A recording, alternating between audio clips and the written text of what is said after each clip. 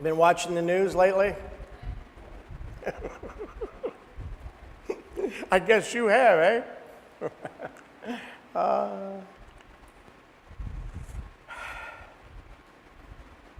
Jesus said it, and he said it 2,000 years ago. And it's been true. It was true then, it was true before then, it's true right up to now. Remember what he said? Yeah, you can think of a lot of things, you're just not sure what it is. I want you to remember. In this world, ye have tribulation. But be of good cheer. I am overcome the world. He was the first one that told you stuff happens. But he said even more than that, not just that stuff happens, but there's a way through it and over it, around it. You don't have to step in it. Be of good cheer. I am. What is I am? Christ in you. That indwelling presence is the way around it. I don't care what era. I can go back to my college years, my goodness. Well, let's see. I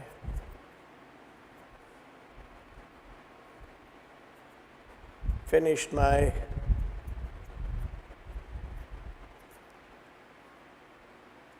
double degree program in 1960. That summer, Kent State, remember?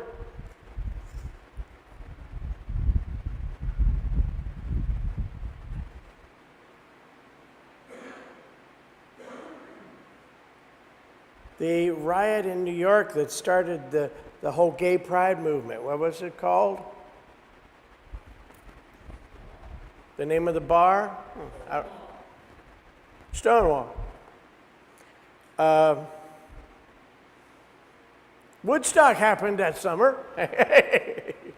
Great. Remember Jerry Rubin? One of the famous seven?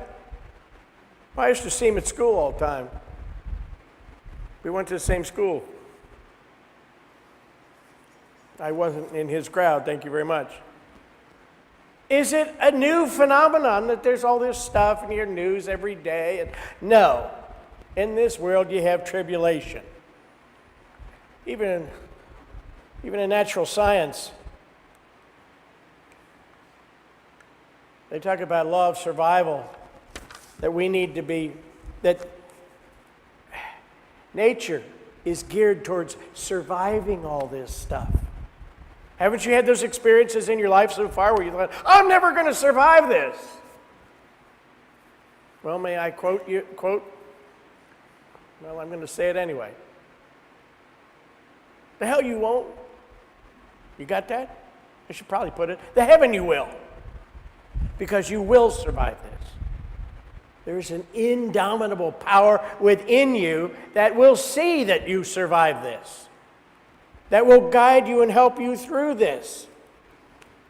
In nature there's certain plants and animals, they are geared to survive.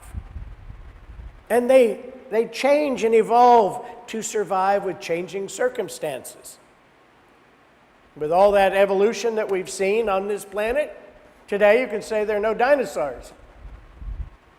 And I think if there was a pessimist in the house, that pessimist might say, yeah, and tomorrow, no civilization. Well, yes, there will be. It may not look like you think it should look like, because we're evolving and changing. What do you say? Jesus said, what sayest thou? I say tomorrow can be even greater and better and more beautiful. Tomorrow can be another step in our ascent of this spiritual universe, where we learn even more about who and what we are, where we learn even more what Jesus Christ had to teach about being spiritual beings and children of the Most High. We haven't learned it all yet. We're in process.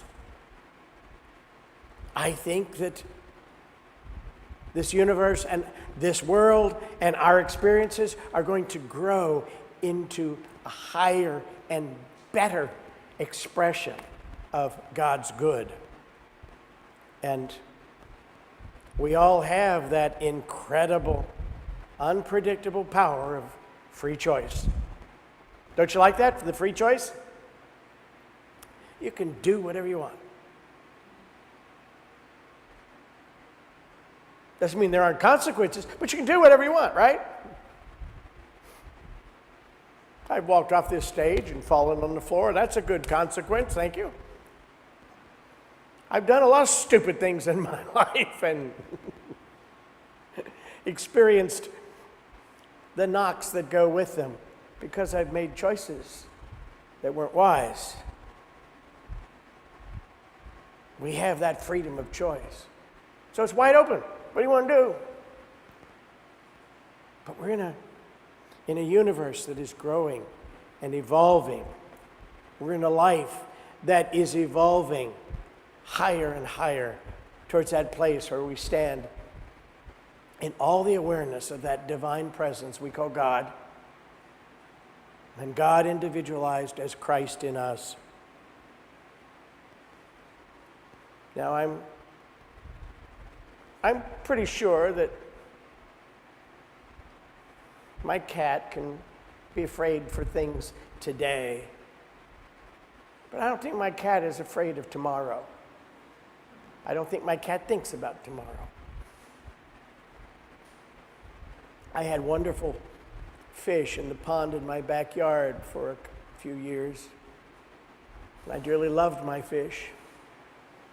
And they would come out and they'd stick their little heads out and they'd eat off my fingers, you know. We were good buddies. I don't think they worried about tomorrow. I think they were pretty content that I will come out and feed them the next day. We, as human beings, we have fear for tomorrow.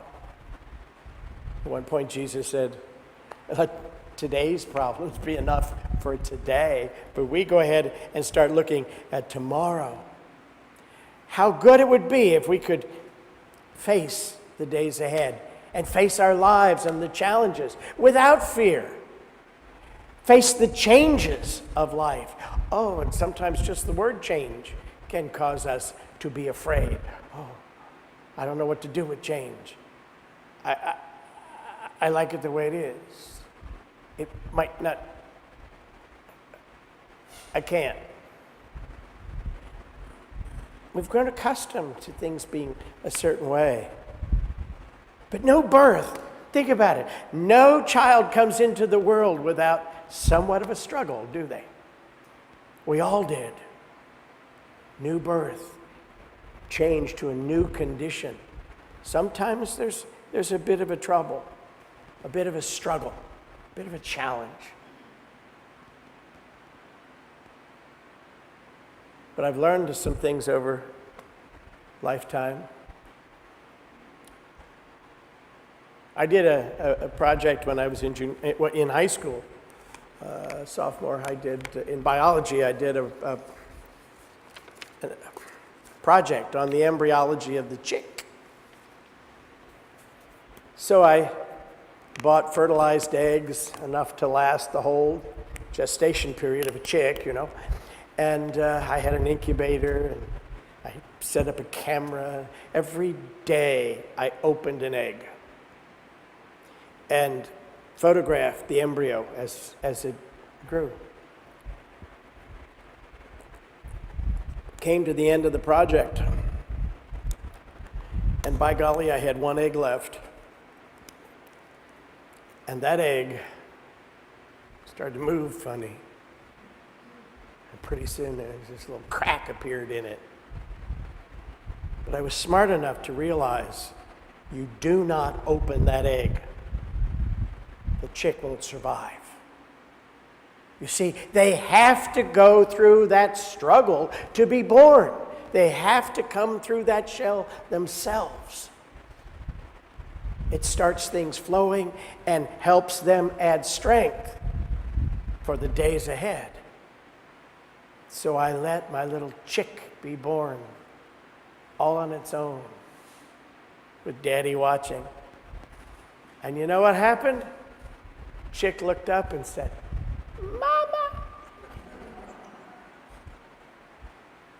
As soon as it was big enough, it followed me all around the house. "Mama." You know, they imprint immediately. And I was the poor creature. I was the first thing it saw, so, "Mama." It's kind of amazing. Butterflies.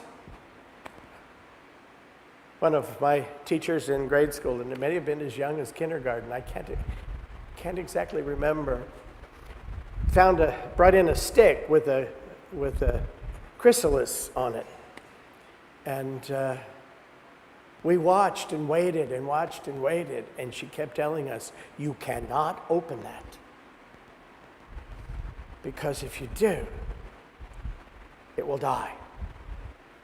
It must go through that process because within it, it knows how to do that. And there is the power and the strength within it to get through and break through to the next dimension or the next level. Can we be any less? Do you think there's any less of that in us?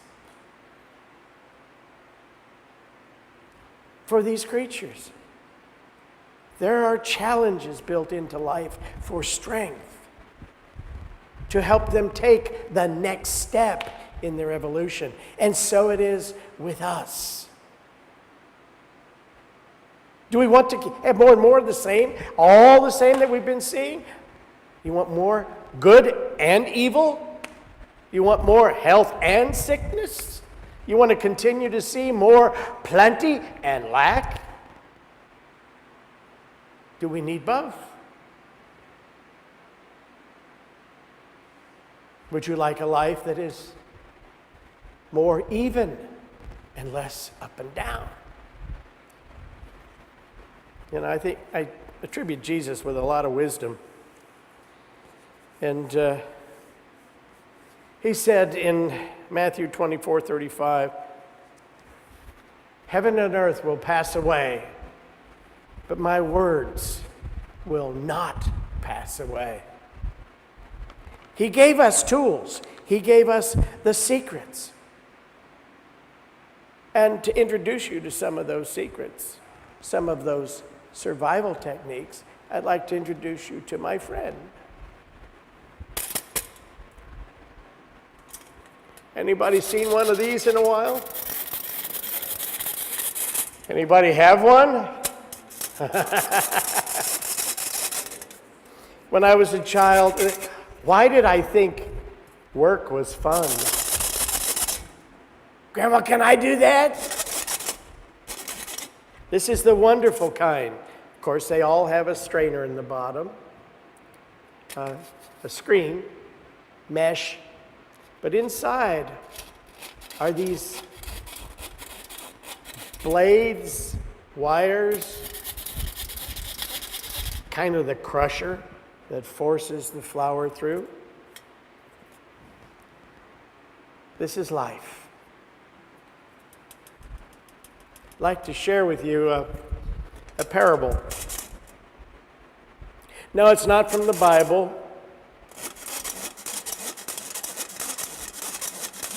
It's out of the mind of a rather strange person. You see, a certain cook desired to make a cake. Now, her ways were the ways of old, and she did bake from scratch. She took a sifter, and she put in some flour. And she did that the flour might be made fine, yea, very fine, that the eating thereof there would be no heaviness in the mouth or below the belt. She did turn and turn again, till naught but a scant tablespoon remained on either side of the blades of the crusher. She fain would have turned again until heard the grains arrayed on the left side.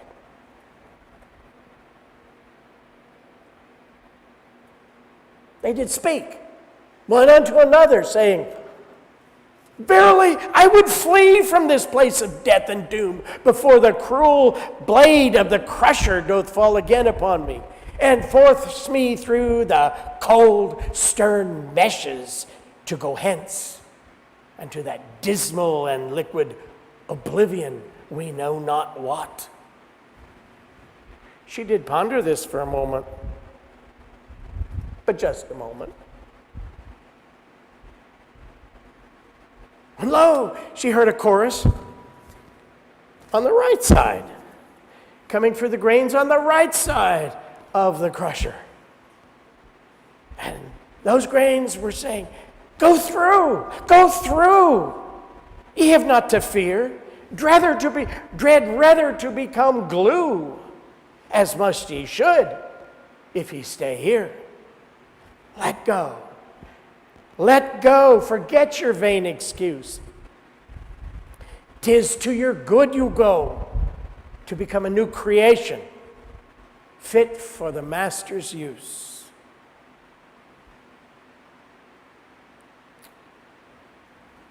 Well, as in a lot of parables, I suppose, it does break down. But that's what we were doing to the poor flower. But there's some elements in the story, and you'll see some of them on the back of your bulletin. The pastry cook. Well, the Father and Mother God, you might think in this particular instance, it's God as mother, which is nurturer, guiding, guarding her children. The sifter is this world of experience, a world of growth. And where is our growth toward? It's toward a greater understanding of who and what we are and of our source, God. Now, she put into the sifter some flour. Oh, it was unsifted flour. It had some lumps in it. That's us. That's all of us. When we are in our human consciousness or our normal everyday consciousness, you got some truth in there, and that's nice and fine, spiritual ideas, and that's smooth and wonderful. You've got a few lumps of negativity and lack and ain't it awfuls in there, and you don't suppose it's terminal, do you? A whole variety of lumps. But life isn't static. That thing that spins around in there, that's our human experiences. We move through in life, and they kind of force us against the mesh. That mesh, the measure of wisdom, the word of Christ, the word that does not pass away. It is an awareness, a face-to-face with the truth of being. Like Crusher, sometimes the experiences in life come quickly and joyfully, and they're great, and they're easy, and they're beautiful. And sometimes they come slowly, and they're painful, or they're real challenges, but always pushing us forward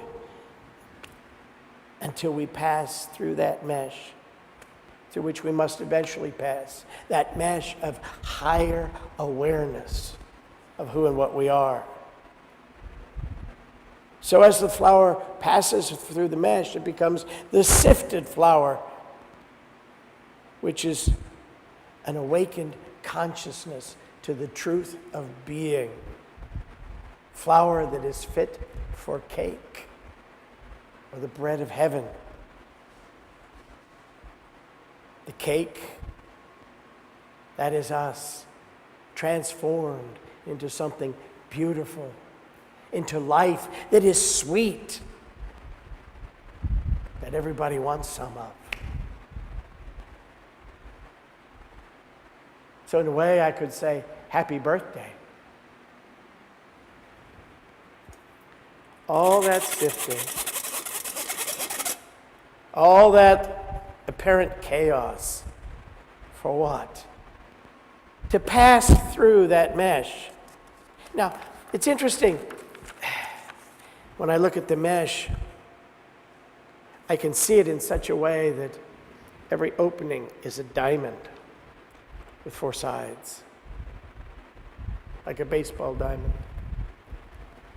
On each of those diamonds, on each side, there are the words of Christ. Christ speaking through you, to you. And they are tools for our survivor. The first, on one side of the mesh, lo, I am with you always. That means no matter what seems to be in front of you, no matter what seems to be going on around you, you are not alone. It is not just the human part of you that is facing this. The very image likeness of God is within you.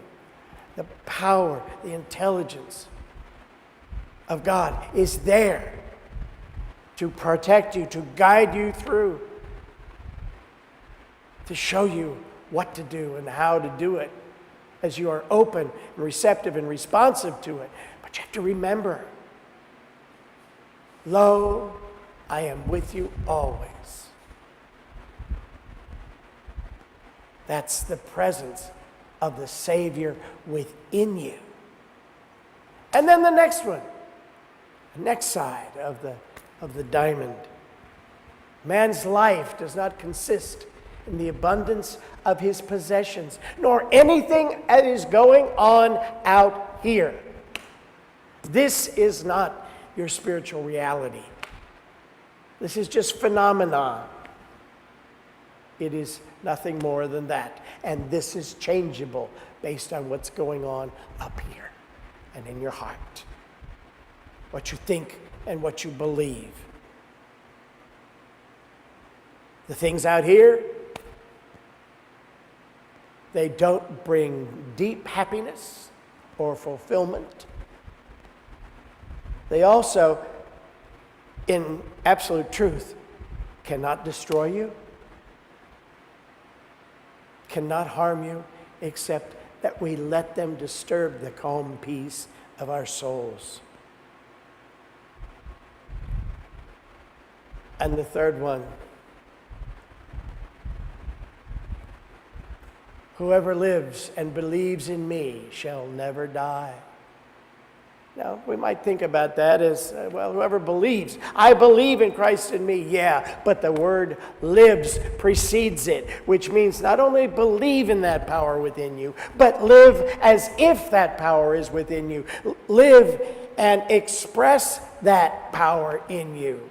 Live and move through this world in the consciousness of, I am the Christ, a child of God. God lives and moves and has its being within me. That's a great key to survival. Not only believeth, but liveth, to put the truth of the Christ presence into practice in your life. And then the last one, I can do all things in him who strengthened me. I like the King James, who strengtheneth me. Can't get enough of those. Who strengtheneth me. You can do all things when you remember that you are not a human being, you are a spiritual being. And as a spiritual being, what you really are is the image likeness of God. in expression. So it is not your little bit of power or a little bit of wisdom. It is God power. It is God wisdom moving and expressing through you as you let it. You have the power and the ability that is so untapped and untried. Trust that Spirit within you to guide you, to guard you, to lead you, to protect you.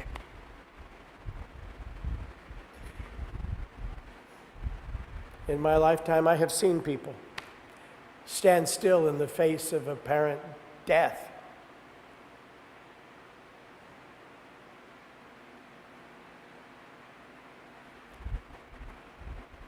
Standing in faith that the Christ power surrounded and protected them. And it did. It does. All of these tools are in your survival kit. But you have to remember you have one. And you have to remember to use it. I was a good Boy Scout. And, I had my Scout handbook, and I memorized all those things the Scout has to memorize.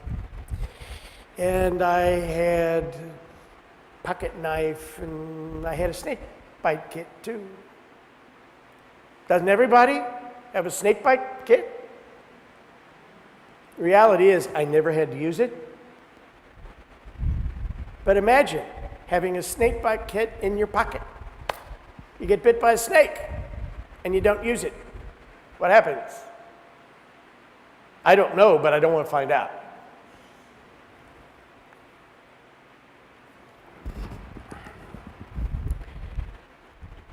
I'm going to quote James Dillard Freeman, one of his stories, and I don't need to go into the story of the story, just use what you have for what you have to use it for. Shall I repeat that? Use what you have for what you have to use it for. You got a survival kit. You got some tools. You've got some spiritual things to hang on to. Now, by golly, when the time comes, pull them out and use them. Better yet, use them daily, and you won't have to worry about pulling them out because they'll already be there at the top of your consciousness, ready to work. This is your spiritual survival kit. You got a knife, you got a compass, you got some matches. You can build a fire, you know where you're going, and you got a knife to whittle, to cut wood if you have to. You got what you need. Now you just need to use it. We all are in this world together. Learning, growing, experiencing. Now, whether that crusher in there seems to be chaos in the world or unrest at home, challenges in the work, doesn't matter. Reshape your thinking. Draw upon these truths that came out of the mouth of Jesus Christ, which really are the words of the divine Christ speaking through the man Jesus to you. And that same Christ speaks those words to you today. Those words assure survival. Now, it's interesting to look up the word survival. I cherish my Webster's Unabridged. It's 1931 edition. It's about that thick. Remember the kind you had in the high school, in the libraries and things? Sometimes they were on stands that were self-leveling. I have one of those with my dictionary on it. Survival is not just existence. Vival, as in vivre, to live. Sur, above, to live above and beyond the normal, the average, to live at a higher level. I like that. I like being there. And you can be there. We can all go there. So let those words of Jesus guide you, guard you, protect you. And in case you forget, they're on the back of your bulletin.